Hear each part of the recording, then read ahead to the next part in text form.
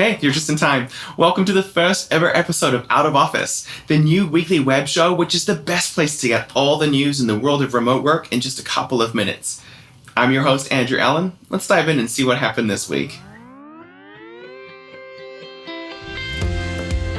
First up, let's look at two companies that have transitioned their workforces to be almost entirely remote over the last couple of months. Some amazing preliminary results coming out of both Dropbox and Spotify. So at Dropbox, they say they're getting almost twice as many applicants per job listing as they were before the pandemic, and their offer acceptance rate is up 126%. It's a similar story over at Spotify, where turnover is down, employee attrition is 15% lower than it was even at pre-pandemic levels. Just think about what that would be doing to the quality of their talent pool and who's left over for their competition. They're gonna clean up. Unfortunately, we've got tumbleweed over from everyone's favorite giant real estate investor in Silicon Valley, Apple, which has, for I think the third or fourth time, announced that they are doing a full return to office 3 days a week for every employee from September. It's going to be really interesting to see if they can stick to it this time, because if memory serves me right, it is 16 months since they first said they were going to do that. So you know what they say, if at first you don't succeed. The other big news story this week came out of the New York Times, which did a really deep dive into the way in which various remote companies measure the productivity of their workforce. Now, this is admittedly a really unpopular topic because, let's face it, no one likes the idea of Big Brother watching over their shoulder and checking everything that's going on. I couldn't help but think this is not that different to the kind of punch card systems that factories have been using to keep track of who's there, and it's been in place for literally hundreds of years. So it's no surprise that these things are being talked about. How to accurately measure productivity and prevent fraud are questions that business has grappled with since the beginning of time. And now, as we have rapidly shifted into a new way of working where people want to work remotely, it is absolutely inevitable that companies will continue to ask these questions and find different solutions. The other thing that's really interesting about the timing of this story is it came out just 2 days after an NBC film crew interviewed a bunch of people who said they are working multiple full-time jobs and their employers have no idea. Just wait until you see how many jobs this guy has. It's called being overemployed. NBC's Isa Gutierrez has more.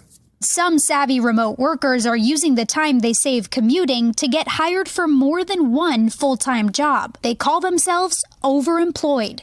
So I figured the more jobs I had, the closer I would get to retirement, and I've kept adding more and more jobs over time until I got to 11. He's not even pretending to do a good job. He's just trying to get by with the bare minimum and make as much money as he can.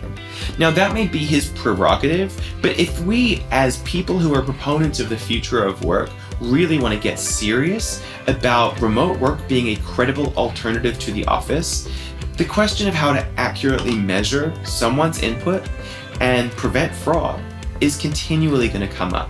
And when you think about it, in my last job, I was in like an open plan office. My boss could see what I was doing all the time. In fact, everyone in my team could see my desk. They could see if I was slacking off, if I was pulling my weight, if I was spending all day in meetings or all day on Candy Crush. They knew. So to me, it just doesn't seem weird at all that companies would be wanting some level of accountability to make sure that their workers aren't trying to pull the wool over anyone's eyes. If you're a good person who's not breaking the rules, who's just doing what you are here to do every day, what do you have to lose about productivity tracking? Personally, as someone who has spent the last 18 months using productivity software every single day in my capacity as an independent contractor for Crossover, which is one of the companies mentioned in the article, full disclosure, I just think it's really not that big of a deal.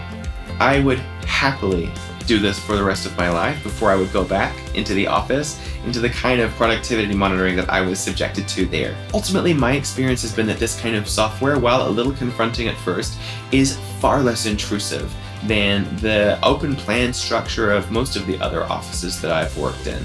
I would predict that within a couple of years, a certain degree of remote monitoring is going to seem so ubiquitous and normal to us that we won't even think about it. In much the same way as if you work in a bank, you know you're going to be on a security camera. If you're browsing on your work laptop, you know that there are certain websites that might ping somebody. And the only people who really have something to worry about are the kind that are trying to hold down 11 full-time jobs. That's it for this week's episode of Out of Office. I hope you've enjoyed tuning in. If you have any suggestions or topics for next week, please don't hesitate to share or drop a comment below.